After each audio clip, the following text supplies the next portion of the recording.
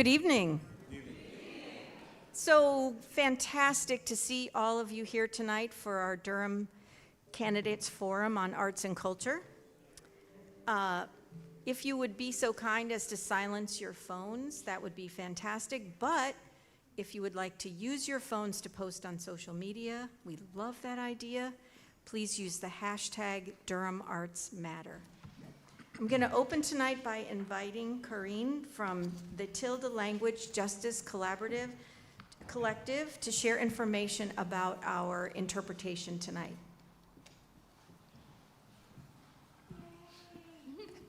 Thank you, Barbara.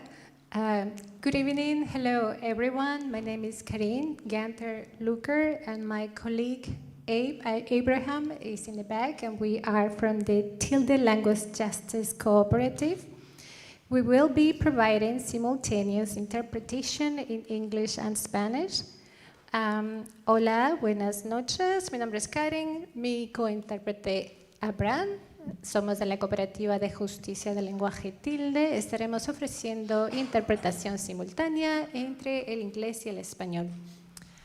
If you need interpretation devices, please come see us in the back. You'll be able to listen to the interpretation live, and this will be mostly English to Spanish. If we see more people coming in who would need Spanish to English interpretation, we will be in the back and we'll be able to help you. I don't see anyone who needs interpretation, but if you need it, please raise your hand or come to the back and see us. And we would like to thank the organizers for making this a multilingual space so that everyone can participate fully in the language of their preference. Thank you so much. Thank you so much. My name is Barbara Lau, and I'm one of the conveners of this event. The event is also being interpreted in American Sign Language so that folks here in the room and people that are joining us via Facebook. We are on Facebook Live, and so we have many other people watching as well. So we want to just thank all of you for being here. We want to thank our planning committee. If you are on the planning committee, would you just raise your hand? Can we get a little round of applause? Thank you all so much.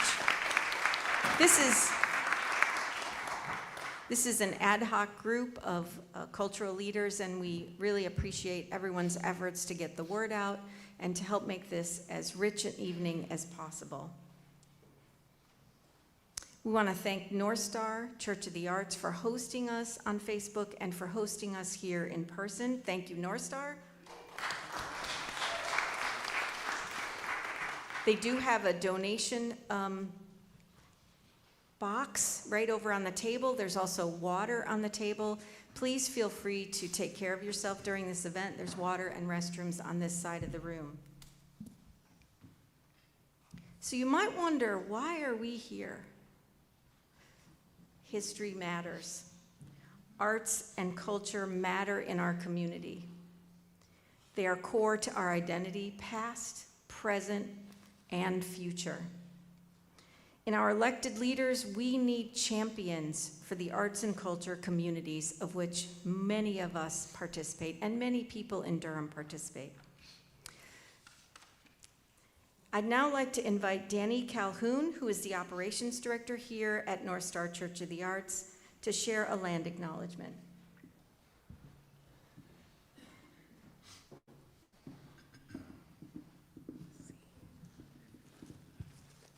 All right, can y'all hear me? All right, good evening, folks.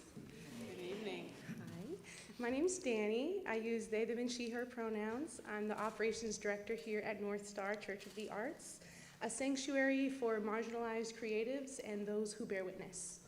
And so if you're not familiar with North Star, we provide multidisciplinary arts programming to underserved communities here in Durham, and we are one of several arts organizations that lost significant federal funding this year due to various cuts.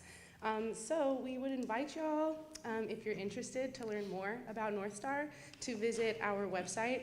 northstardurham.com. If you'd like to donate or find other ways to support us, you can go to northstardurham.com/support. You can also, if you have some cash, pop it over there, like an old school church offering. And we also have a QR code over there that will take you to our support page to learn more. But I would like to just invite y'all to learn more so that we can continue to resource the artists, the culture makers, and events like this across this city and across the Triangle. But now I'm going to read you guys a land acknowledgement from our executive director for North Star. And I'll invite everybody to just take a big deep breath with me.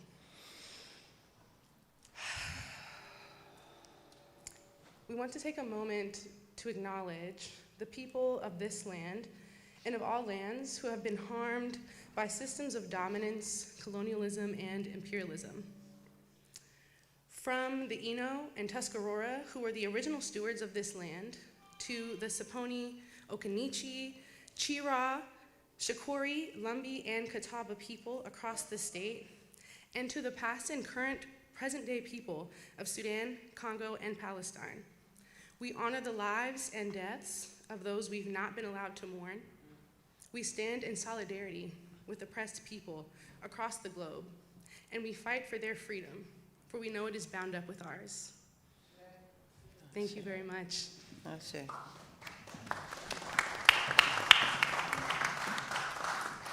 Thank you so much, Danny. And again, we're just so pleased to be in this amazing venue. But this is an arts event, and we can't start an arts event without a little bit of art. So it is my pleasure to introduce our poet this evening, Destiny Hemphill.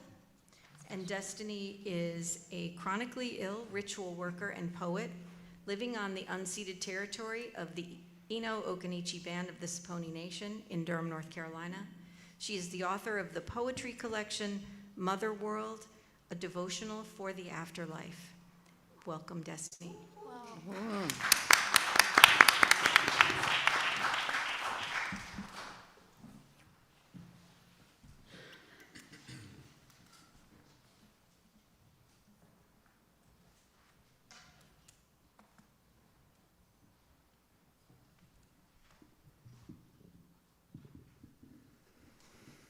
Good evening. Good evening. I'm honored to be here with you all and you all. I've called Durham home for about 13 years now, and I'm so grateful for that opportunity, for the kinship that I have found here. And that kinship has taught me that the arts don't only resource us to imagine otherwise, something different, but the arts also embolden us to clarify commitments. And the kinship that I found here and the art that I found here has clarified my own commitments to people over profit, to community and care over capital. And it's in those commitments that I offer this poem, especially in the face of increasing precarity with 33,000 Durham residents facing the cut of their SNAP benefits, with increasing displacement and dispossession.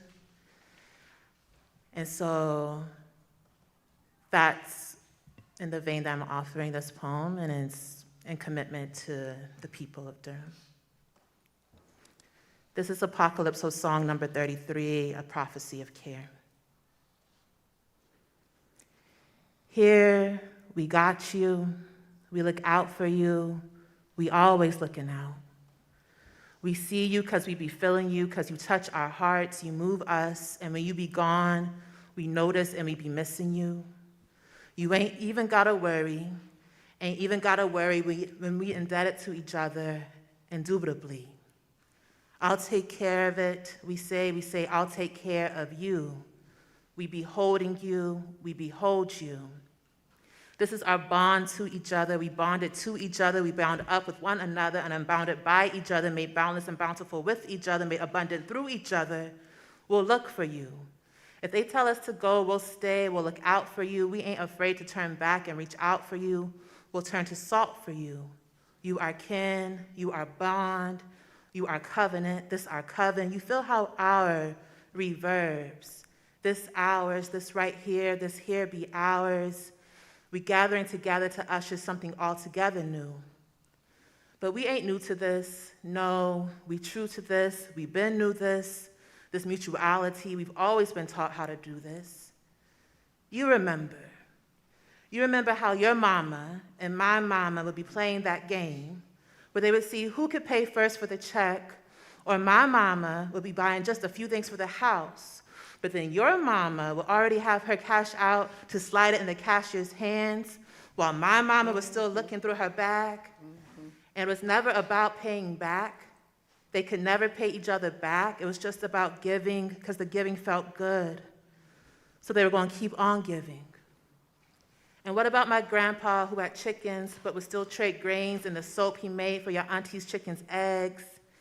See how we were already learning, already giving what we need to be with each other anew. Listen, baby, this you can believe. It means the world, the whole world, to share another one with you. Thank you.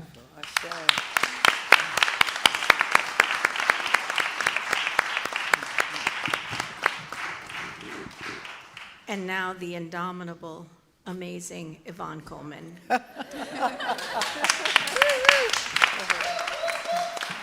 Hi, everybody.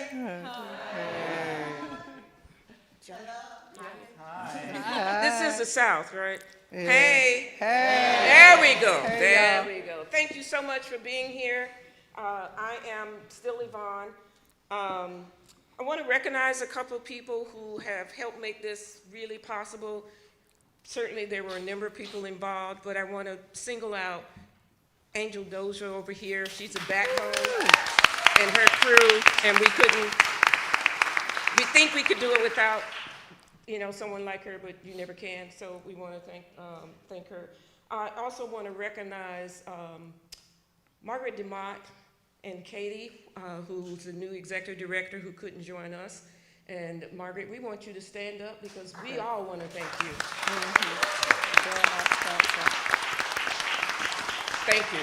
Thank you. Margaret was Margaret. If you know Margaret, don't need to say anything else.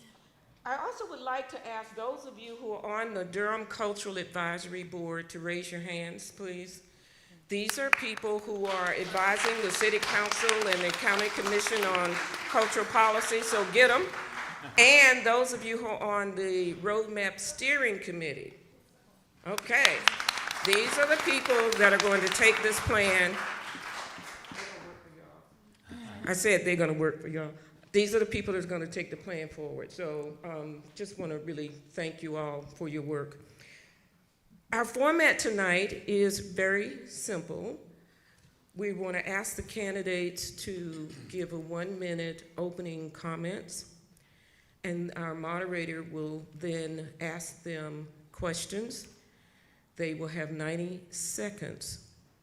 90 seconds. And we have a fierce timekeeper. Jesse. Thank you, Jesse. So you will have 90 seconds to respond to the questions, and then as time allows, we will take questions from those of you online and those of you who are in the audience. If you would write down your questions, if you know you cannot write well and I cannot read it, let somebody else write the question down for you, okay? But we ask the candidates to please speak clearly so that our interpreters can do what they need to do, as well as to make sure that those who are online can understand everything that's being said. Our moderator tonight needs very little introduction, and this is her one of her homes, and you can just feel her voice as you walk in. But our Lois DeLoach is a songwriter and vocalist known for her powerful voice, that sultry, soul, jazz, blues voice. She's also on the Cultural Steering Committee for the roadmap, the plan that we are doing in the community, as well as Vice Chair of Durham Next. And she told me the other day, I'm sure she's on other boards, but she told me the other day that she's having a great time on Durham Tech's board. So, without further ado, I want to turn the program over to Lois. And we have two individuals here who must leave early due to their other job commitments. So the mayor and Mayor Pro Tem will have to be excused. And Adriana is on her way. So thank you very much.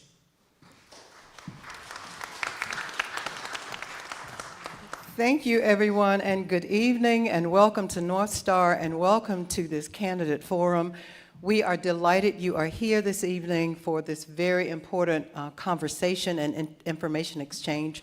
Just want to repeat again what Yvonne said, that each candidate will be allowed a minute for an opening introduction, and then have 90 seconds to respond to questions. Also, just want to thank them all in advance for the service they're already providing in this community. And we really appreciate your willingness to serve in larger capacities. So let's get started. And what we will do, we'll start from left to, and then go right, and then back around again, okay? So let me just give a little context. Durham's arts and culture sector contributes significantly to our economy and quality of life in Durham, providing more than $223 million to the Durham economy annually, including $3.3 million to the Durham tax revenue. The sector supports 3,200 jobs, which is almost 3% of the workforce. So the first question, clearly, arts and culture are major social and economic drivers in Durham, and we believe part of the solution to issues and opportunities we face. How do you see arts and culture sector helping us address the broader goals such as youth issues, public safety, community development, housing, and economic development? So again, how do you see arts and culture helping us address the broader goals we have in Durham? Would you like me to start with Matt, the intro? yes, we're going to start with the introductions first. Okay. All right. Yes. Good evening, everyone. It's a privilege to be here. My name is Matt Kopak, running for City Council Ward 1. I was actually hoping just to come here, Lois sing, but also glad to be here for the forum. I'm running for City Council to fight for affordability, healthy and safe environment, and community for all of our residents, so all of our folks can thrive.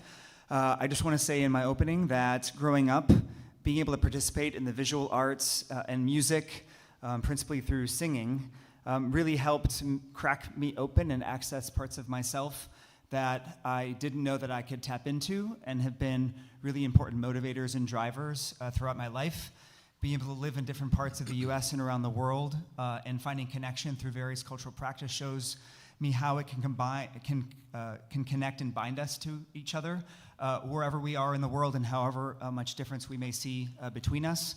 I had a chance to meet a mentor of mine who is a mayor of Brazil, a visionary of the most sustainable city in the world, and he said that the people he surrounded himself with in his life to inspire him and keep him focused on moving forward were artists. And so really glad to be here with all you tonight. Thank you, Matt. Thank you so much, and good evening, friends. My name is Mark Anthony Middleton. I currently occupy the Ward 2 seat. I'm the Mayor Pro Tem of the city of Durham, and very pleased to be in this sacred space tonight, because if there's anything that's going to prevent a city from becoming a cookie-cutter city, it is arts and culture. I grew up with a speech impediment, so the thought of me doing what I'm doing now was a bit of a joke back then. But my special education teacher mother used the arts as part of my therapy: piano playing, drama, debate, speech, to help overcome my speech impediment and to build up confidence. So it's really, really important that we as a city make arts paramount. I'm also the chair, one of the honorary co-chairs of the cultural roadmap. So every day I'm thinking about how we can protect the DNA of the city and to protect ourselves from becoming a cookie-cutter city by elevating our artists and our arts and culture scene, because I don't want folk to get dropped downtown Durham and mistake where they are. It is the arts and our culture that stamp cities and make them unique. So I'm looking forward to a robust conversation tonight. Thank you. Thank you. Good evening. My name is Shanetta Burris, candidate for Durham City Council Ward 2. Thank you all for inviting us to share more about who we are and our platform, how we plan to serve as liaisons for you all moving forward if we are elected to City Council. I'm originally from Gastonia, North Carolina. I've been in Durham for about 20 years, much of my adult life. I'm a community organizer, a double graduate at North Carolina Central University, and someone who's been committed to advance our community for a very long time. I remember what the impact of arts has been in my life. In the 6th grade, I had my first poem published. I can attest to, I did, it's weird, but I can attest to the impact and the value of the arts, of being able to go to the Charlotte Symphony, or just having those different cultural experiences and how that has enriched my life as well. So I want to make sure that we highlight all the areas in which art advances our life and our experiences. Look forward more to sharing about who I am and what I hope to accomplish with you all this evening. Thank you. Good evening. My name is Chelsea Cook. I'm your current Ward 3 representative. I'm running to keep the same seat. I've only been serving in this seat for about a year and a half. I was appointed unanimously by my colleagues when the mayor, Leonardo Williams, vacated his seat early, so you've not seen me in an election before. I want to say a special thanks to our arts and culture advocates, especially Yvonne. So much hard work went into this forum, to North Star, to our interpreters, and a really special thank you to Destiny. I wrote down, "We will turn to salt for you," because that really, I mean, I'm gonna cry thinking about it again, but it really struck me because that is how I try to move through the world. I am an eviction defense lawyer. That is my daytime job, and my passion is keeping people housed. Without secure housing, folks don't have access to the rest of the things that they need, and I'm always very clear to talk about what things those are. I'm gonna name them. They are housing, they are food, they are clothing, they are education, but they are also leisure time and the ability to have art and make art and experience art. And so that is a really important thing to me. I'm really honored to be here with you all tonight. Thank you.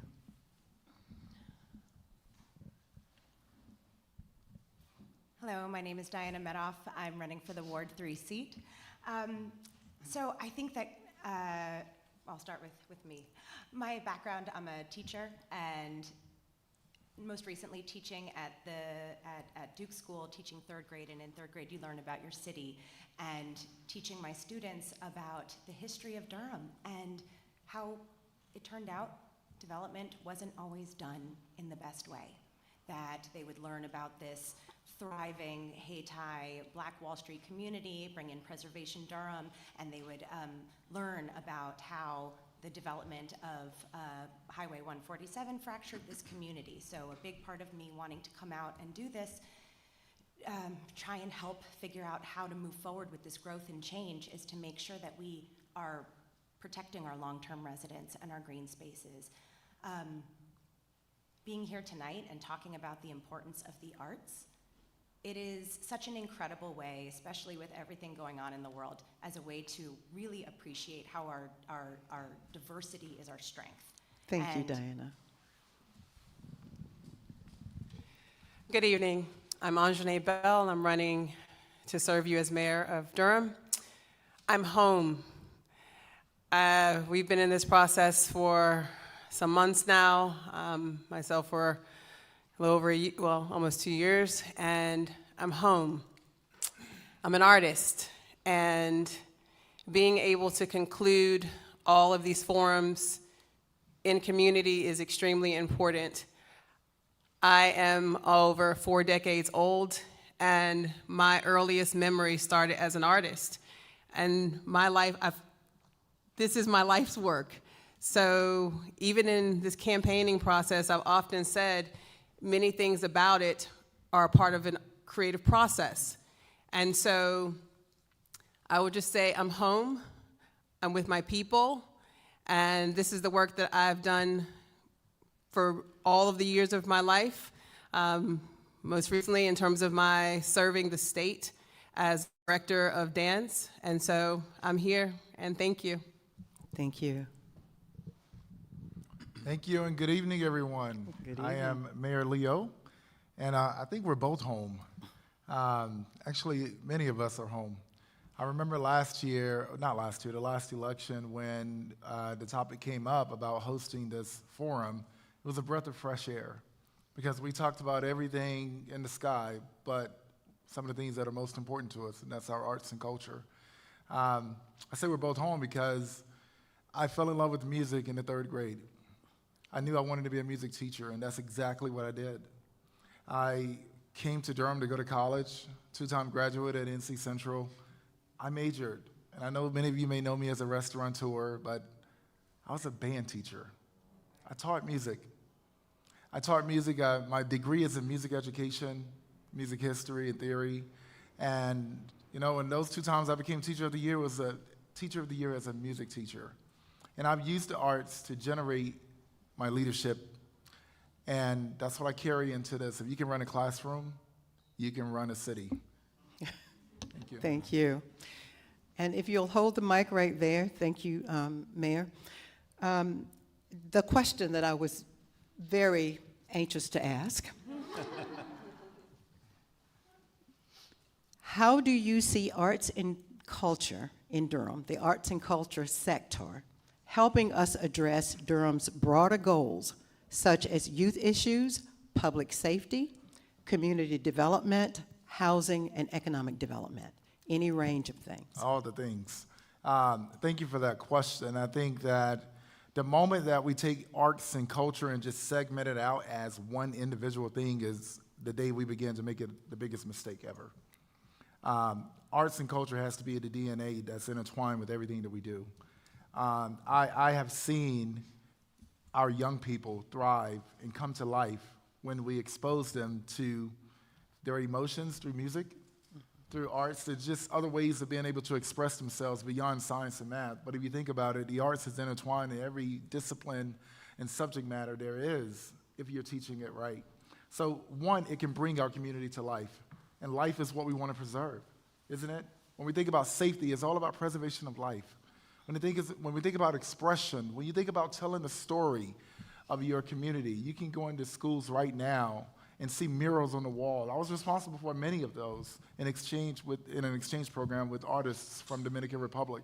So I think that it should be well-funded. I think it should be intertwined in everything that we do.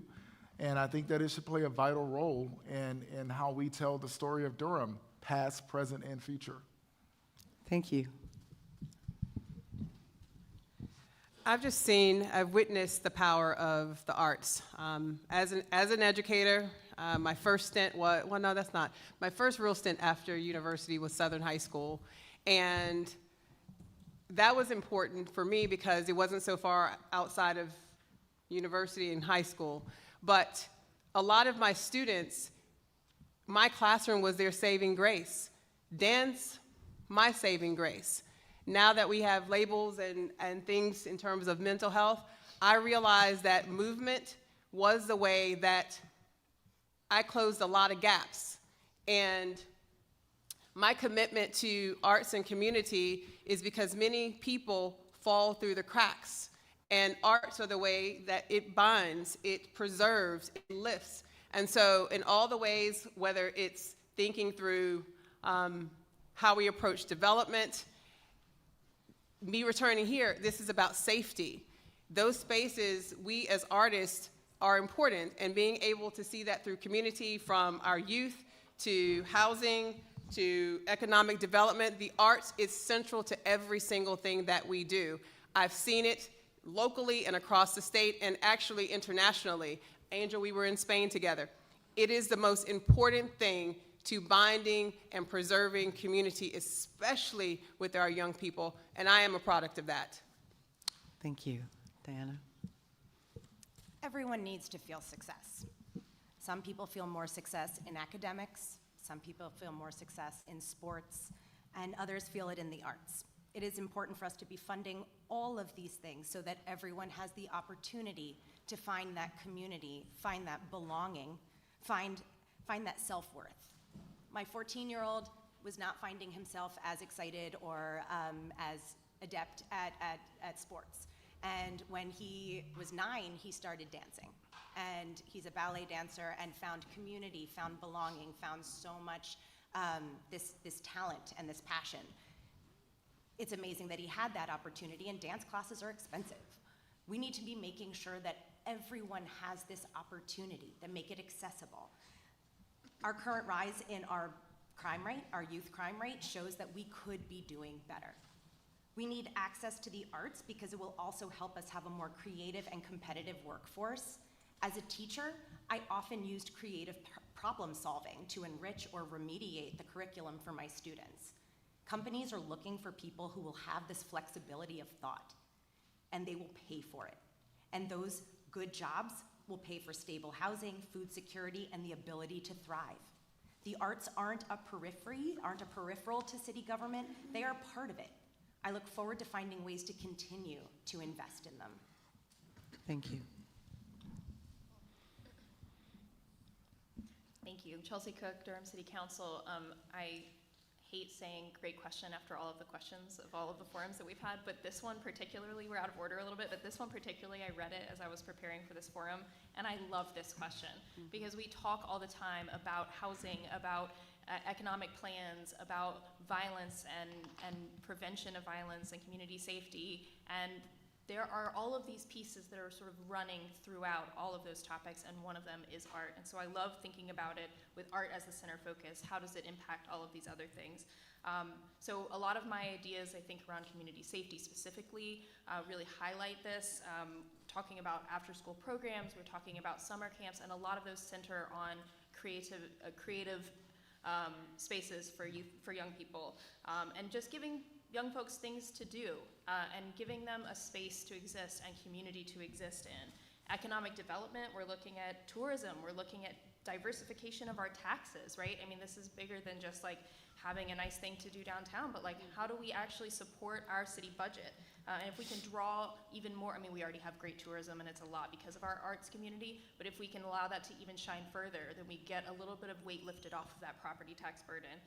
And then finally, it's really just about neighborhoods and the character and history.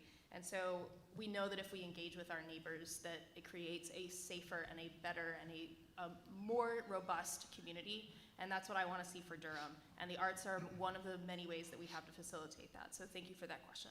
Thank you, Chelsea. Shanetta. All right, Shanetta Burris, candidate for Durham City Council, Ward 2. So not to go back to my past too much, my first year with my great-grandmother, I wrote a lot of stories. I was a young kid coming out of a two-person household, and I moved in with my great-grandmother at a really critical point in my life. And to escape and not become angry, I wrote a lot of stories, and I made a lot of people listen to my stories growing up.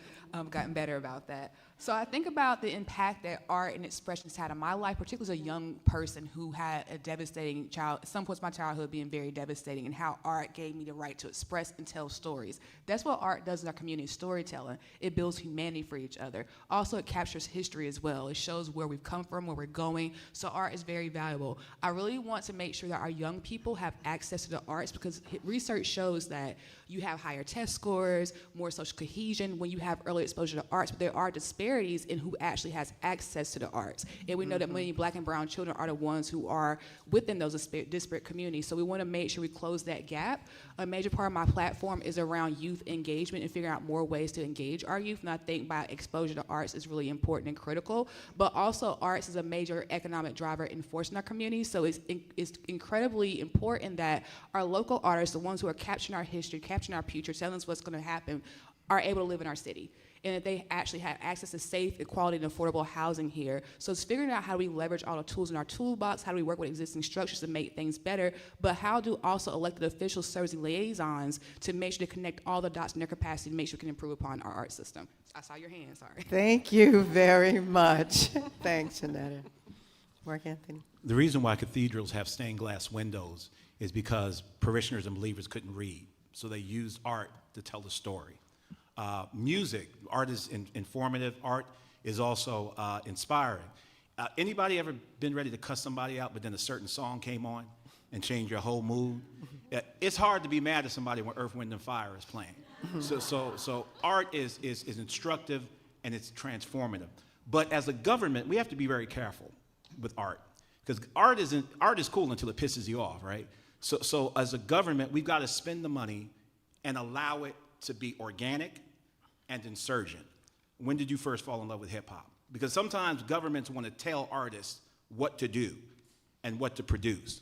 But I love Durham because we carve out space, right? We carve out space no matter who you are, no matter what you look like, no matter how you express yourself. What we need to do is just fund it and move out the way. Art saved my life as a child growing up. I grew up in an area that was considered the crack capital of the world. It was arts that saved my life. So I want Durham to put its money where its mouth is, but make sure we resist the temptation to censor, to engage in respectability politics. When young folk want to express themselves in certain ways, we don't get to pull the money back because we don't think that's an appropriate way. If it's not insurgent, if it's not organic, then the government needs to get out of the way. I think Durham's got some wonderful examples. And is that time? All right, thank you. Appreciate it. Thank you, Mark Anthony. Matt. Matt Kopak, candidate for City Council, Ward 1. I mean, arts and culture are foundational to who we are as humans and are integral to every aspect of our life in Durham. And so I'm really glad that we're here having this conversation. I think about my kids' experience at Club Boulevard Elementary, humanities magnet, and both the benefit they got from learning to dance and how they use that to express themselves and process difficult emotions, and the club crossing, urban acupuncture, painting to create safety at a dangerous crossing across from the school just represent a couple examples of how it can benefit our youth in this community. I think in terms of affordability, it's critical. I mean, it represents the broader discussion and critical need of affordable housing. When our artists and creators can't afford to live and stay, we lose part of our soul. And I think it reflects the broader importance of preservation of not just when we think broadly about arts and culture, but the people who have been here and represent our history. I think they're intertwined, and that's why it's such a big part of my platform for City Council. And finally, yes, we see that it's a critical driver of our economy. It brings in tourists. It gets us out to participate in community and spend money and bringing tax revenue in. I'm excited by some of the plans of Durham Next to build, multi-use space, mixed-use space that can bring folks in and allow them to understand and experience and benefit from our local artists. So thank you. Thank you, Matt, and welcome, Deidreana. We want to give you your 60 seconds to introduce yourself and then answer the question, which was, how do you see the arts helping us address Durham's broader issues and goals? Thank you. I apologize. I couldn't say no to the kids. We're the students over at Central, so I had to take the event before this, and I just want to say I would definitely say I really appreciate the opportunity to be here this evening and to share. Deidreana Freeman, Durham City Council member for Ward 1. I've been the council member in Ward 1 for the last 8 years.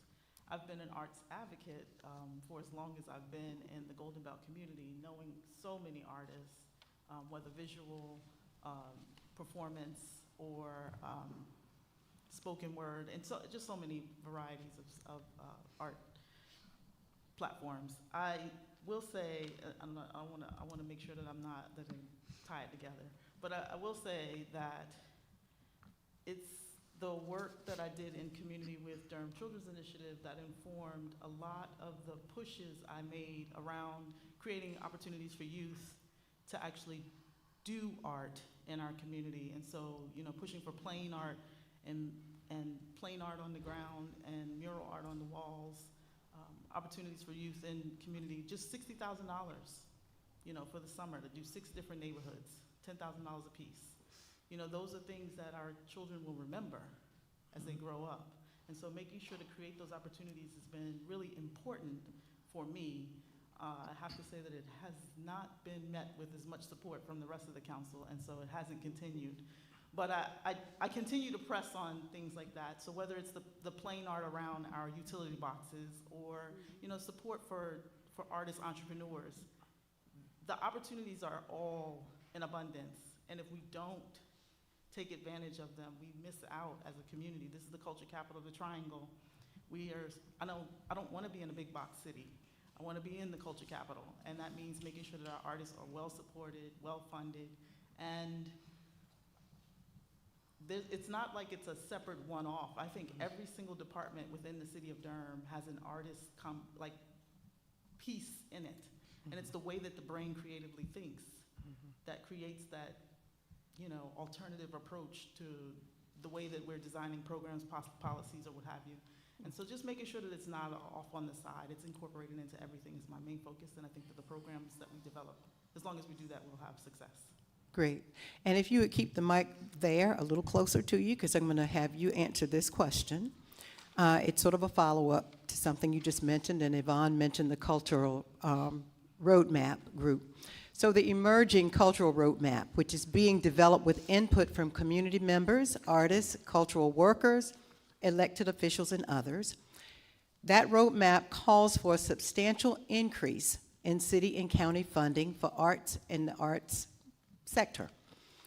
Would you support significant increases in funding for arts and culture programming, including additional city staff, public art, facilities, neighborhood art, grants, and other support for artists and arts organizations? I love the question, absolutely. I will say that I've probably been the council member behind the scenes pushing artists to make that request. I know that people spend countless hours trying to make sure that that cultural arts roadmap was put into place in a way that was equitable and acknowledging all of the different ways in which arts plays a part in our city. And I would do my part in making sure that whatever came out of that as recommendations were brought forward for the budget, and to continue to press forward in figuring out how to make sure we cover what's been requested. Thank you. Matt? Yeah, thank you for the question. I mean, I would say absolutely. Just really grateful for the work of the advisory board and those who've put input into the cultural roadmap.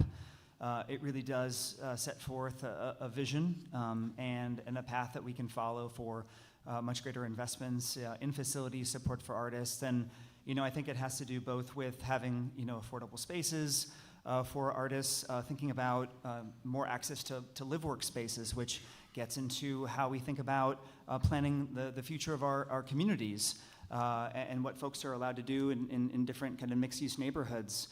So I think part of it's funding, which is critical. Part of it is about how we choose to develop and grow. And just, I think that those investments will be, some from the city. I think it's important to look at the work being done by the county and the critical partnership there with our school system, and also with philanthropy and private business, which can all come together to provide the resources. But yes, very supportive of the call for increased resources across these various areas. Mark Anthony. Thank you so much for the question. So I'm very honored to be the honorary co-chair of the culture. We need more money. But one of the things I've learned talking to artists in the city is if you're giving more money to folk to produce art who can't afford to live here, that's problematic. So from a policy point of view, we've got to parse out how we actually spend the money. Giving a grant to someone who can't pay their rent and they can't use that grant to actually pay their rent but produce the art, how do they produce the art? So the short answer is yes, but we've got to be smarter about how we allocate it. For example, we have a policy now that allows us to build communal housing. It was SCAD, incidentally, that allows us to build communal housing that we can use to alleviate pressure on students. We can do the same thing for housing. When we're asking for affordable housing proffers from new corporate clients, who, by the way, a lot of these corporations have money. They purchase these real big corporate art collections, and they keep them sequestered away. I don't ever have a conversation with a new corporate client or potential corporate client without asking them, will they do apprenticeships for school kids? What will you do for public art? What will you do for artists? We've got to leverage that as well. But of course, we want to increase money, but I want to make sure that money not only produces art, but is in a position to help artists stay here that are producing it, again, to prevent us from becoming a cookie-cutter city. And that's a policy question. That's a policy issue. Thank you. Thank you. Shanetta, thank you. Yes, so Shanetta Barris, candidate for Durham City Council Ward 2. We have to say that everything, sorry. Yes, so to answer the first part of your question, yes, I do support increased investments, but also I'm a big proponent of accountability. folks can say a lot of things on the campaign trail, but it's about signing those design metrics. So in this moment, it's like, what does significant mean? And how we put a monetary value on significant and make sure that we are holding elected leaders. I've heard this from Ms. Coleman in the opening, holding elected leaders accountable, so you can sign a dollar amount that makes sure folks are being held accountable about that. Also, just thinking about how we can make sure our investments meet their intended goals. I'm a public administrator at heart, and so I'm always about, if you're going to put a policy out, that can be a great policy, but if you have flawed implementation, then you don't have a great policy. So making sure we have those desirable metrics to make sure that if we're making these commitments, that you actually get the result out of that. And I think from you all, that requires to hold elected officials accountable and make sure you set those standards and have a practice for accountability in terms of like check-in meetings, quarterly or annual, however you want to do that. But I think it's about building up that broader plan to support this for you all as well. Thank you. Thank you. Chelsea Cook, Durham City Council. Yes, the answer is an easy yes for me as well. And I want to associate myself with Shanetta's statements on that. The culture and history of Durham is really special. You've heard a lot about that up here tonight, but I don't need to tell you all about it because you all already know. You live here. And the other thing that we already know is that the answers to all of our questions are in the community, and the policy ideas are in the community. And this one is a great way for us as elected leaders to be responsive to the community asks. So I love a community engagement. We're trying to make it a little bit more efficient and responsive on the city level, but I'm really, really excited to see where this cultural roadmap goes. I'm really excited to support it moving forward, and I want to just express my thanks for everyone who's put in a lot of time and effort already, and I know that there is a lot more time and effort to come in the future, and I am looking forward to seeing what we have and very excited to support it. Thank you. Thank you. During times of fascism, it is more important than ever to invest in creativity. Art can be resistance. Art can be healing. Art can be how we retain our humanity. But people also need to eat. I don't want to promise an investment just yet that would raise property taxes that would end up pushing out the very people we are talking about protecting. So here's what I'm promising. I will be a relentless problem solver to prioritize Durham's arts and culture in Durham and help make it continue to thrive. I'm talking about partnering with local universities like Duke to use their performance spaces and resources that would be low cost to them and meaningful to us. Recruit corporate sponsorships and encourage local companies. I'm thinking off the top of my head, everyone's favorite search engine, a local healthcare company, a certain energy company that keeps raising our bills constantly. They could be helping us fund our public arts programs in exchange for visibility and goodwill. We could be bringing together nonprofits and cultural organizations to co-host events and programming so that they can share overhead costs. This is a time to come together and activate resources. If we can find it in the budget and feed people and put a roof over their head, absolutely, but urgency has to come first. Thank you, Diana. Anjanae? That answer is going to be absolutely yes. The one thing that I am most certain of, and this is just one going off of Deidreana in terms of being able to see the elements of the arts in different spaces through government, things have to be very intentional. And I think that Durham City needs to have a department that is committed to culture, art, innovation. Artists know what artists need and how to do a thing, right? And the one thing that I know for certain, going from having an independent space as an artist, training artist, to going into the state because I needed to understand why things weren't happening on this side of things and understanding how to advance the field. And what I always encourage artists across the state, one, we have to put our dollar in so that we show our value and our worth. But at the same time, we have to come to the table because we also need to show our value and our worth.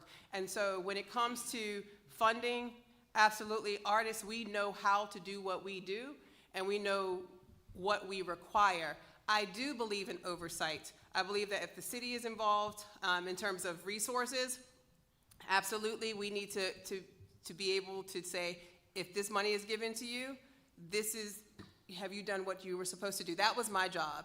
My job was to support artists in being able to be resourced, but also being a part of their process. So therefore, in the space of dance, which is always like the redheaded Thank stepchild, you, Aunt that you would Janae. actually have the resources going forward. Thanks. Thank you. Thank you for the question. So oftentimes when we are running for office, the first thing you hear is how horrible things are and what we need to fix. So let me celebrate the work that has been done. And let me be very clear, if there have been funding requests for specific youth, arts-centric programs, this council would have supported it. We have not received anything specifically, but what I will say is because of you, because of the advocates in this community, you advocated for more funding, and this council supported and funded it at your request. My only gripe was it was still not enough, and that is why I met with the Culture Advisory Board and said, I need you to ask for more money because there's so much more that we can do. In addition to funding, you may not notice, but in our General Services Department, there is a segment of our General Services Department that focuses solely on the arts and art, and that needs to be expanded. It does need to be expanded. But I think what's more important than just the department is being able to continuously find mechanisms to fund our arts community. It is an economic driver. It is a cultural navigator and a cultural facilitator of our community. So it is necessary. As I stated earlier, it must be intertwined. And lastly, I think that it's very important that we explore more public-private partnerships. Philanthropy can, okay. Is there a little alarm or something? No. Thank you very much. Sorry. But however, no, keep the mic there, because several of you have already spoken to this, and it really is a follow-up to what Okay. you were just talking about. And question number 3, regarding funding and partnerships, how will you, as an elected official, expand private sector engagement and investment to support, enhance, and grow Durham's creative economy? So, like Bill Bell, when he became mayor, he was elected mayor at the same time Michael Bloomberg was, and they became good friends. After Bill Bell was Steve Schul, and Schul became a Bloomberg mayor because Bloomberg uses philanthropy to start investing in mayors across the world. Madam Mayor O'Neill became a Bloomberg mayor, and after her, I am now currently a Bloomberg mayor. Raise your hand if you've seen the color across the streetscapes when you're crossing the street. Yeah, that's a Bloomberg supported project. The Back on the Board program was a Bloomberg supported project and used local artists to actually design that. So I think that while we can utilize our tax base, just like we tax ourselves for affordable housing, we can tax ourselves for arts as well. But there are more creative ways to do it than just taxing. We can actually partner and utilize philanthropy to fill that gap. We are approaching a storm with this crazy, careless, ruthless federal government, and it is going to take us being extremely creative and taking care of one another. So I would like to continue to work with our corporate partners, work with our philanthropic partners. Just spent time with the Clintons, Bill and Hillary Clinton, when they sat us around the table, 5 mayors and 20 philanthropy organizations. And they talked about filling the gap with philanthropy. So I look forward to exploring that more. Thank you. And I want to thank you all for having us tonight. I do have to leave when we're splitting our responsibilities. I want to thank Councilmember Freeman because I was just looking at my calendar and realized I missed that event. So thank you. The council is all over the place, so thank you all for tonight. Thank you. So the one thing I am very fortunate about is, and I'm glad you did mention my dad, because he was immersed in the arts because we were in the arts, and I'm thankful for my mother for that. The one thing I think is important is convening a council that includes developers, businesses, investors, to really start thinking about how we support arts with equity, expanding tax credits, and incentives for creative redevelopment projects. The other thing, especially in the world of arts administration and nonprofit, is to encourage corporations to sponsor creative spaces. That's another way in terms of how our public and private can come together. And that's just a world that that's how, as an artist, sometimes that's how you have to fund. The thing is also, as an artist, one of the most disingenuous things is that somehow the arts is just not taken as seriously. The arts has got to be a part of our economic infrastructure. It is not just extracurricular. While it might be that, it's so much more. And these are the ways in which we need to think through the arts. Go ahead. Thank you. Diana Medoff, running for Ward 3.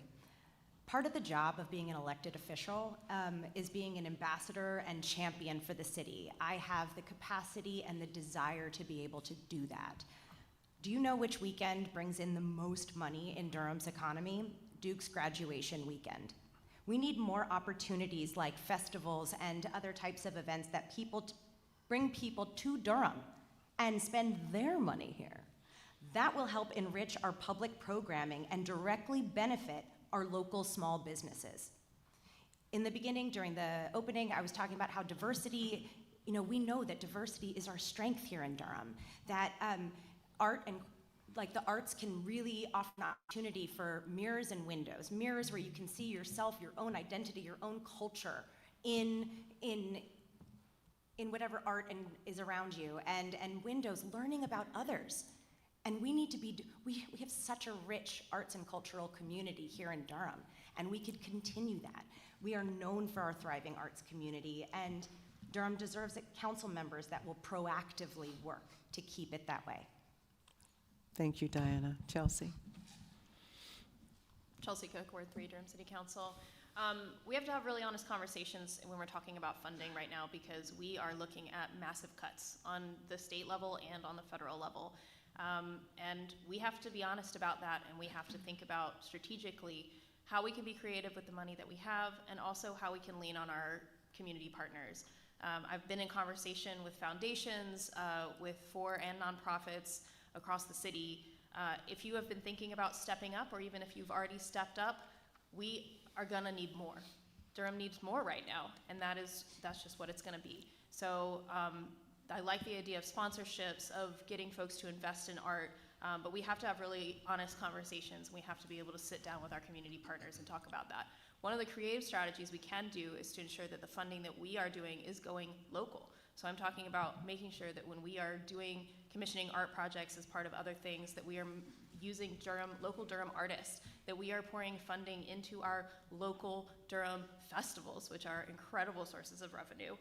We've also got several spaces that are city-owned, or at least tangentially city-funded, that we can sort of group in and do more things with. And I'm thinking about the Carolina Theater, I'm talking about the Armory, and I know that we do need a middle ground performance space. That's something that lots of folks have talked about. But figuring out how we can sort of use these things to our advantage in this time where we're going to have to all sort of look in a scarcity mindset, how we can use it to our advantage and make sure that our Durham local folks are able to still do their creations. Thank you, Chelsea. And just for the online audience, I'll repeat the question. How will you, as an elected official, expand private sector engagement and investment to support, enhance, and grow Durham's creative economy? Thank you for restating the question. So in thinking about the private sector engagement, it starts with relationship building and being in community and space with those who are in the private sector to make sure you are able to materialize those relationships with people. So that's the key part of that as well, is honoring relationships. But also we have Discover Durham here, which is our tourism hub.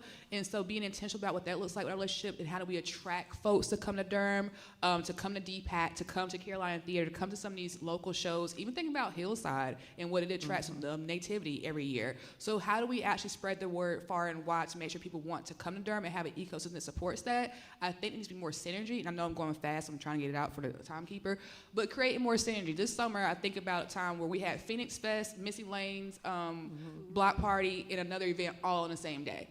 And so how do we create more synergy in the community so we can actually spread some of these events out to make sure everyone is getting a piece of the pie as we attract more folks to Durham? So I'm definitely committed to working with those existing entities, but also serving as a liaison. We know that with the upcoming federal spending cuts or whatever's happening in our federal government right now at the state level, that our city won't be able to offset everything. So to Chelsea's point, it's about being really intentional with how we are relying on the private sector and forming those relationships and don't strain them moving forward. Thank you. Thank you, Mark Anthony Middleton, Ward 2. Yeah, these are challenging times. If it rhymes with gay, lesbian, black, or brown, it's probably going to be cut by this federal government. And the interesting dynamic is even some of the corporate partners that we look to, they're being affected by that as well. A lot of them are getting afraid to write checks for those type of DEI or artistic expression type things. So we got to be honest about the environment we're in. So as policymakers, there are a few things we can do. Firstly, this is an ambassadorial role. We can't compel corporations to give money. We can't compel inclusionary zoning. But we can, as several of my colleagues have said, is leverage relationships. It's interesting.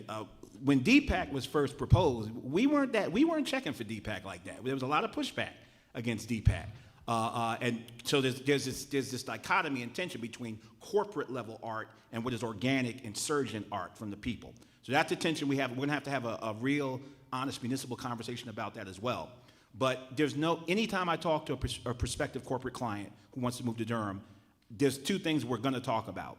Money for DPS students to do scholarships and apprenticeships, and what are you going to do in terms of amenities and giving our art scene without the strings attached? Because oftentimes with corporate money comes strings. So this is a strong ambassadorial role. This is one of the things, as a member of the Durham City Council, we are by definition brand ambassadors for the city. We are lead cheerleaders, and we've got to leverage those relationships. But we got to be honest about how tough a situation we're in.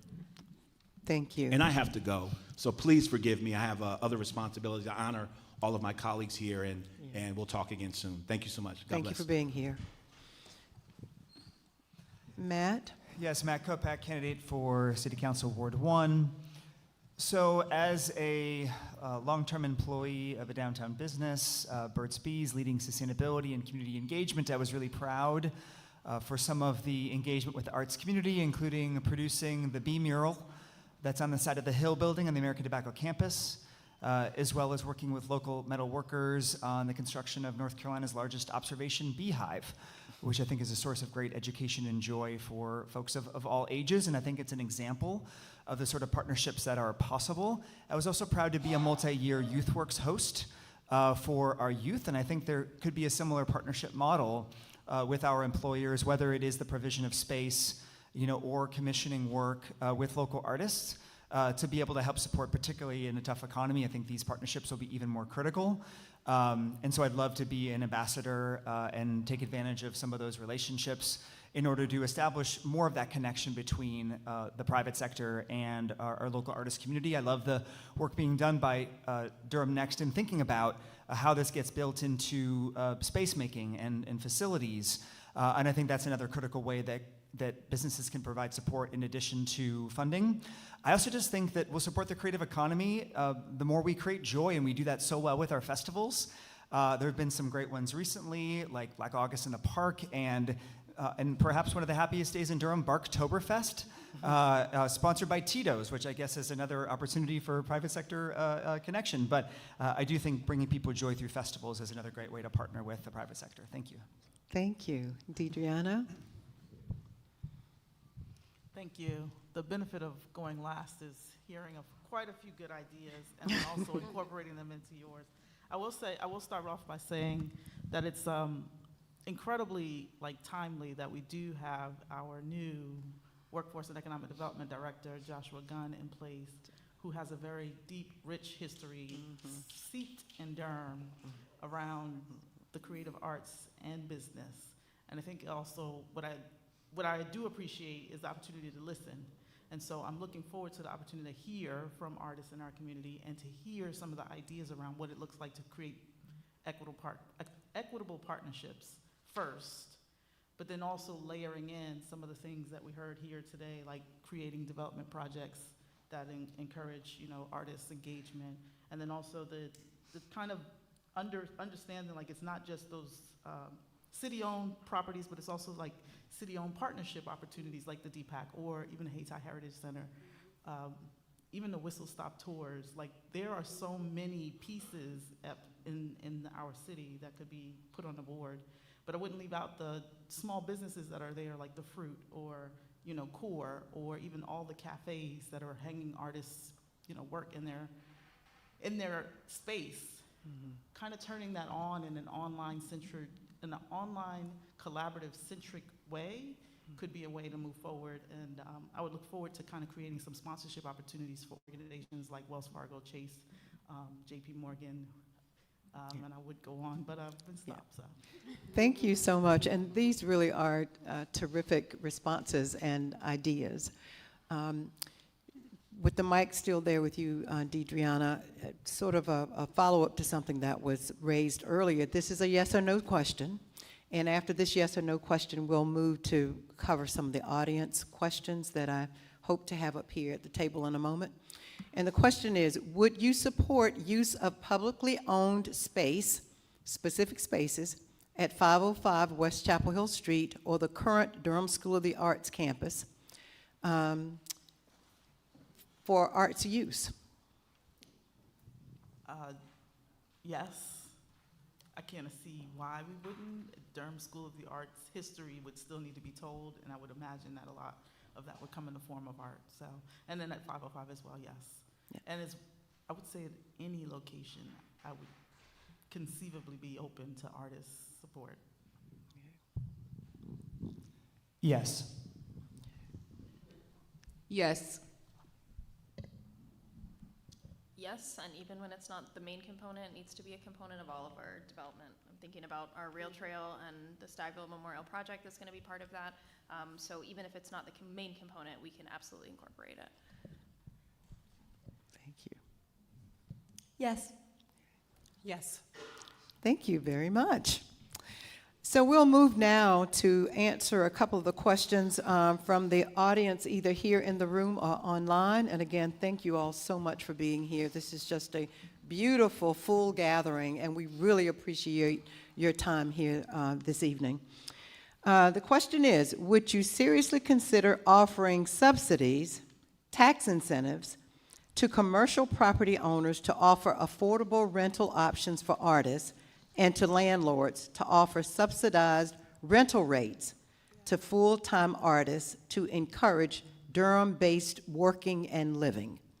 So again, that question is, would you seriously consider offering subsidies or incentives to commercial property owners to offer affordable rental options for artists and landlords so that people could work, artists could work and live in Durham? So we're here. You can start with you, Anjanae. So funny thing, I Get wrote to the mic, please. Thank you. I wrote that. I just wrote it. Subsidizing vacancies for artists. I went to, I don't know, Greenville, South Carolina. Anyone's been? That mayor just really understands what vibrancy and community is. And that means that their ground level units trickle down to fund artists. And all the vacancies that we have that are already a loss, we definitely should be trying to figure out how to partner, because artists should be in those spaces, creative small businesses, the cultural workers. Yes, absolutely.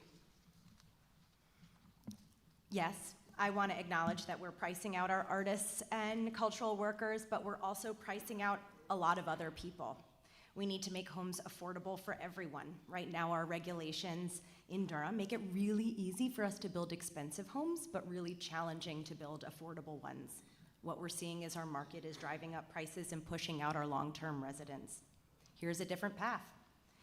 We could change our UDO, our zoning regulations to incentivize building more affordable homes. We have an incredible opportunity to rewrite our Unified Development Ordinance to favor connectivity and accessibility, and most importantly, affordability. A recent study showed that if we don't change our building habits, by 2029, we will be short 32,000 homes. But there is still time. I see a Durham where everyone can afford their home. We just have to build it. Thank you. Chelsea? Chelsea Cook, Ward 3. This is a question about commercial spaces, and I want to stay true to that question. The answer is yes. We have a lot of vacancies. If you walk around even downtown on the ground level, we're seeing lots and lots of commercial space that's vacant.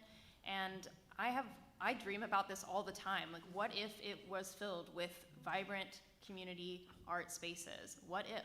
And why isn't it?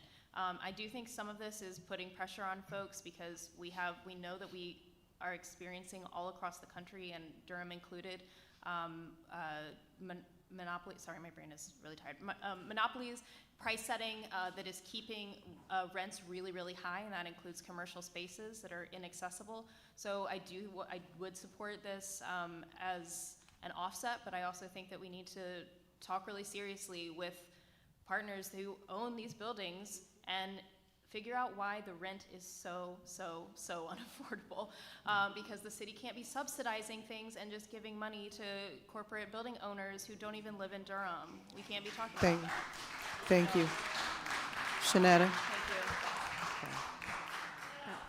Okay. Oh, no, thank you for that, Chelsea. And just to kind of add on to that, yes, I am committed to various pathways and ensuring that people who want to live in Durham are able to access affordable quality housing in our city as well. However, what I don't want to do is I want the math to actually make sense for us. And so when we talk about subsidizing, how many years are we offering a subsidy and how long do those units remain affordable? And we need to really, again, it's about accountability and making sure we're holding our feet to the fire with that. So, and I also think about 505 West Chapel Hill Street. That is a perfect location, in my opinion, for mixed income housing. You have a train station right across the street. You have a bus terminal right there. When we talk about transit-oriented development, that is right there for transit-oriented development. So I really want us to be intentional instead of having this attitude of no, figuring out what can we do to actually challenge systems and get what we need for our people here in Durham. So yes, it's a start, but being really intentional about, we know developers who build in opportunity zones have had access to major tax credits and cuts at this point. Making sure everyone contributes their fair share is really important. Thank you.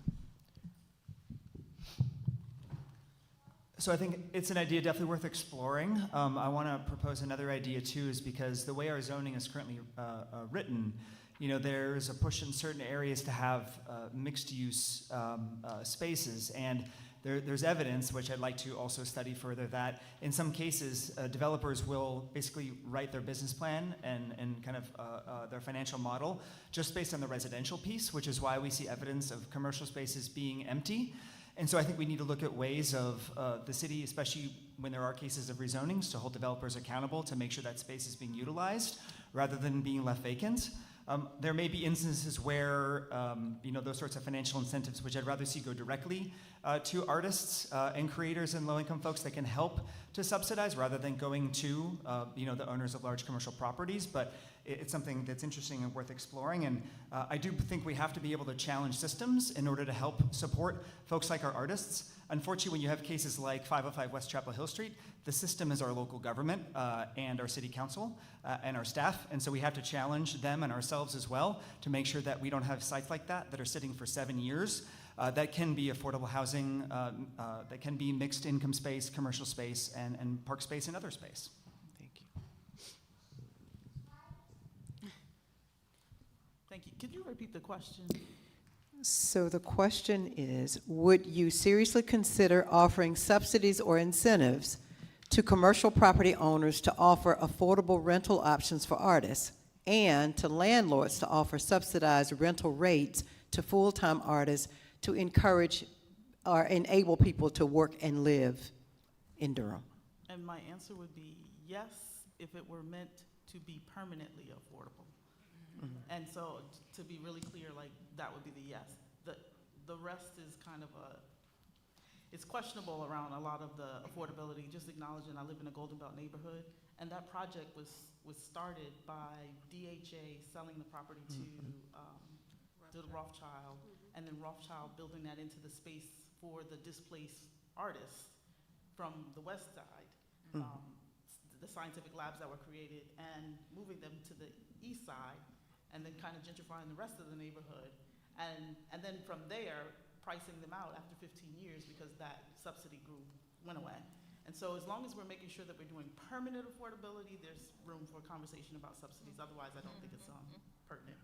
I did want to just note that I think for 505 West Chapel Hill Street, it's important to note that I was probably the only council member to mention in 2018 and 19 that we should separate a piece of that property and just go ahead and do the affordable housing then.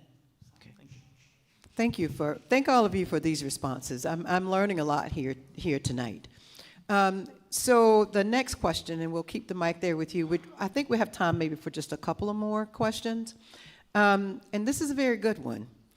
Will you commit to bring artists and cultural workers to the table when developing plans around economic, civil, racial, and criminal justice, not just as entertainers, but in the design, planning, and implementation process? Yes, and I will say that I do think that there were many artists involved in both the Racial Equity Task Force and the Community Health and Safety Task Force. I see one specifically sitting here. Or two or three, actually, when I look around. Thank you. Yeah, absolutely, yes. I think we all have the potential to be artists and creators, but we do have the blessing of certain folks who commit their lives or significant parts of their lives, to this labor, to this work.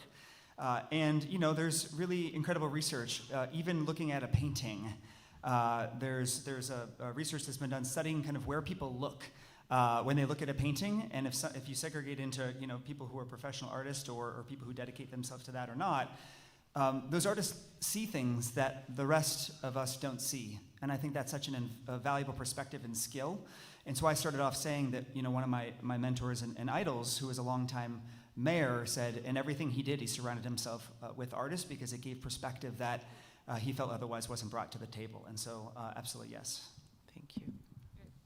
I'll be brief in my response now. Yes, because I believe in authentic relationships. I'm an organizer by heart and trade, and I understand that how being transactional actually harms folks. And again, it's how people may say it and promise a lot of things on the campaign trail, but they don't always honor that. And so I'm always committed to making sure that the people closest to the issues, but anyway, any member of our community is always available to sit at these tables and again, hold folks accountable. I want to serve, if elected, I want to serve in a way that builds bridges for people and not erect more walls around it and then picking and choosing who has a voice. We all have a voice, and we should all make sure our local government hears our voice and take actionable steps. Thank you. Chelsea? Chelsea Cook, Ward 3. Yes, again, I talked about this a little bit earlier, but engagement is so important, but it's also, we hear a lot about, we're here, we're listening, but what we really need is for folks to sit up here who are hearing and digesting and making policies based on the things that are coming in front of us. So this has been a core tenet of mine. I think that this is like a core tenet of good governance, which is to be responsive to the people that you represent, to be open and accessible, and to be transparent at all times. And so we've talked about this quite a bit, but obviously artists know what they need, but also have major needed input in all of these spaces. I said my one good question response to the question about how art can help us with community violence, with our economic progress. And so it's really important to me that we hear all voices and that we take them into account and that we're really transparent in how we're using that feedback and making real policy based on it. Thank you. Diana? Yes, Diana Medoff, Ward 3. That as soon as you asked the question, I also wrote down the word perspectives, that we need that diversity of thought, that we need to be, by bringing artists to the table, we bring in these creative thinkers, these flexible thinkers, and then especially with the budget cuts that are coming, we will offer ourselves, open up to more collaborations and more opportunities to work together and activate our resources here. And that's just gonna be incredibly important as we move forward this year, when our budget is just going to be harder to manage. Thank you. Absolutely. But I will say this, it has to be a serious commitment and choice. I've been a part of developing programs that in spaces where the objective is for the arts, but because of other things, the arts always seems to be chopped. Those voices are removed because they are somehow not taken as seriously. So it involves being able to have thinkers who appreciate artists at the table. Because I will say for myself as a candidate, when I first started, and it was for me to say I was an artist, I was told, I think you might want to avoid saying that because people wouldn't take you just as seriously. So when we say that about having artists at the table, absolutely, because I find that we have many transferable skills that are required. And when the world is what it's becoming, it is going to require artists to protect and to save and to persevere. So I think it's important to make sure that we have council that reflects that in its values to bring forth artists at the table with serious intention. Thank you very much. We have one more question, which I'm going to ask. Several of these questions are fairly similar, and we have covered a little bit of this, but I will ask this final question, which is, as the city continues to attract new and affluent residents, what specific strategies would you champion to ensure that artists and other cultural workers are not displaced and can afford to and want to live, work, and thrive in Durham? Anjanae, thank you. Definitely artists and residents, housing, live, work zoning, as well as cultural enterprise zones where there are tax incentives and rent stabilization. So those are just a few. Okay. Thank you. I feel like I gave a really long answer to that question earlier, so I'm going to pivot and go to another part of my, my answer, which would be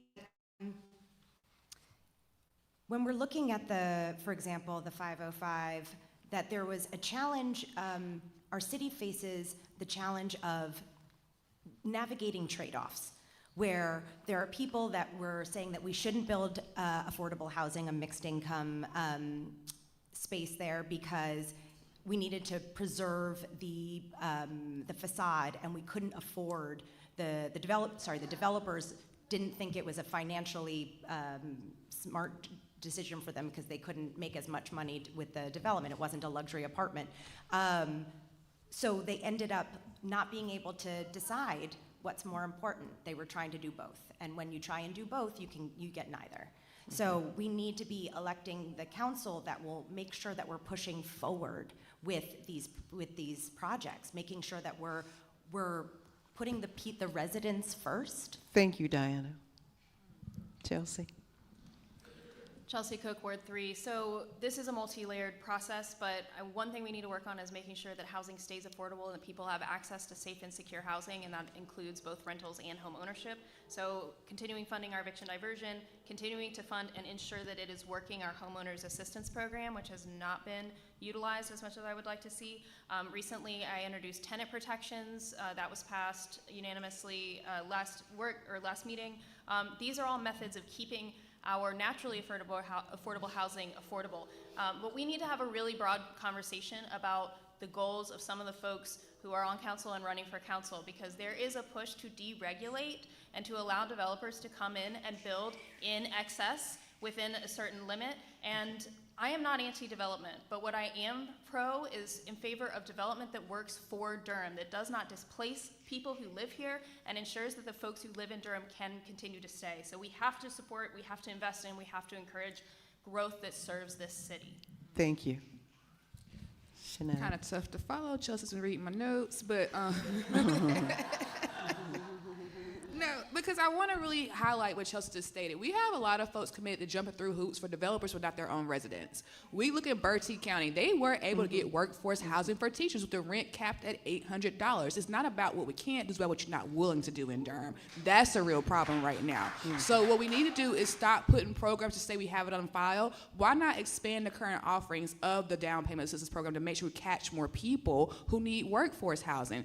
Why don't we look at other ways to actually build and champion policy to support middle income people as with the missing middle as well? So I think the key part of it is that you have to elect folks who don't just talk about it, but do it. We have folks on council who have, they're homeowners. They don't identify the struggles we have as a renter or where you basically have to win the market. We need folks who are true to their values, their stated values, and live values. Thank you. Matt? Yeah, I mean, I believe that helping residents with affordability, being able to stay, starts with having an overarching strategy for affordability for all of our residents, and that's programs that help keep people in place in the face of displacement, like eviction diversion, like repair programs, like our longtime homeowner grant program are really critical. I think when we think about how we're going to grow and the rules we set for neighborhoods, I think allowing more of that live-work space would be really valuable for artists and creators, and ways to have more of missing middle housing, like our ADUs and duplexes and others, which support artists and intergenerational living and other benefits as well.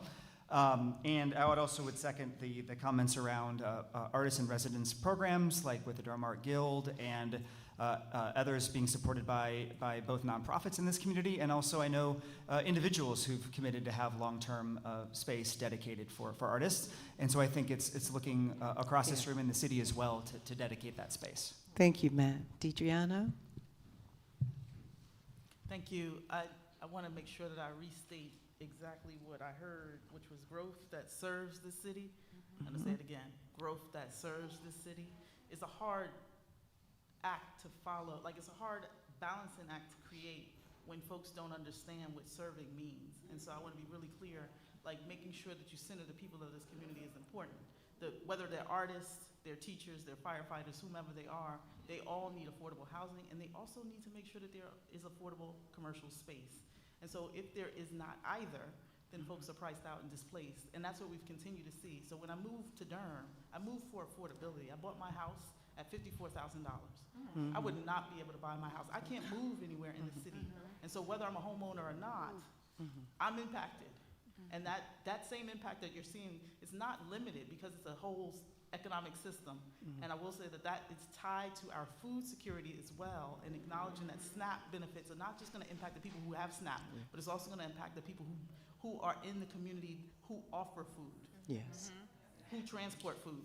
Like, all of those things are tied together, and that's why you have to make sure that you're understanding that a city that serves the people who are here is the most critical part.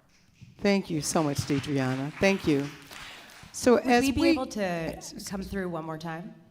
So as we are about to close out this evening, I want to just say two things. Before we have a big round of applause for our candidates, I want to say two things. You all are evidence of why Durham is such a special place. We really do appreciate you as candidates. We appreciate you being here. I've lived in Durham for 45 years, and it is a very special place.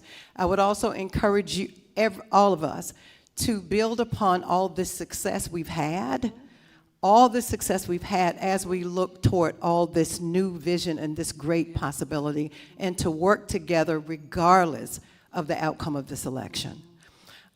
So I'm going to invite another one of to make some closing remarks on behalf of all of us this evening.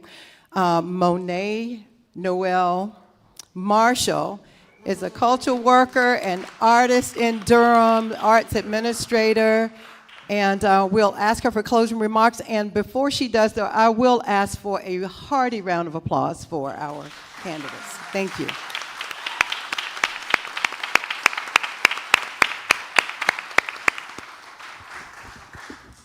Thank you so much, everyone, for being here. It's a Thursday, which for artists is the beginning of our work week. So thank you for taking time out on this Thursday to be here. I just want to say that the numbers that were quoted at the beginning about our economic impact, they were wrong. And they were wrong only because they don't account for every volunteer hour. They don't account for every time we sell a ticket for $10, but it's worth $50. And it doesn't account for everyone who is living a life that is actually below what they deserve because they have to make. They can't not make. So in the ways that we can't not make our art, we can't not vote. We have to show up. They have now shared with us their thoughts and their visions, and now we have the opportunity to pull a lever that is just one of the ways that we show our power in our community. It is not our only tool, it is one of. And I invite you to participate fully, to share what you've heard tonight with your community. I know you are one, but you represent 100 more people. For everyone online, I hope that you feel heard. I hope that you can go and share the message. And I hope that you know that this cultural plan is still being built, is still happening, and your voice still matters right now in it. We are still trying to figure out how to build the Durham that will best serve you.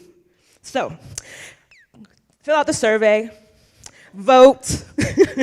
And also, as a quick plug, we are doing on November 21st, we are turning the Durham Transit Center into an art gallery. We had Jamaica Gilmer taking photographs of our residents, and there will be a really beautiful art opening there on November 21st from 6 to 9 as part of our Durham Cultural Roadmap. Again, I'm so thankful for everyone up here. Thank you for your service to our city, and thank y'all. Thank you for being Durham. Thank you. The survey is at creativedurham.org, and which one? Oh, and thank you so much for our language interpretation. Thank you, thank you, thank you.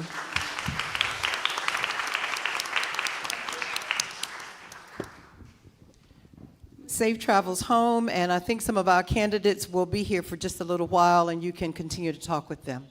Thank you. Good night.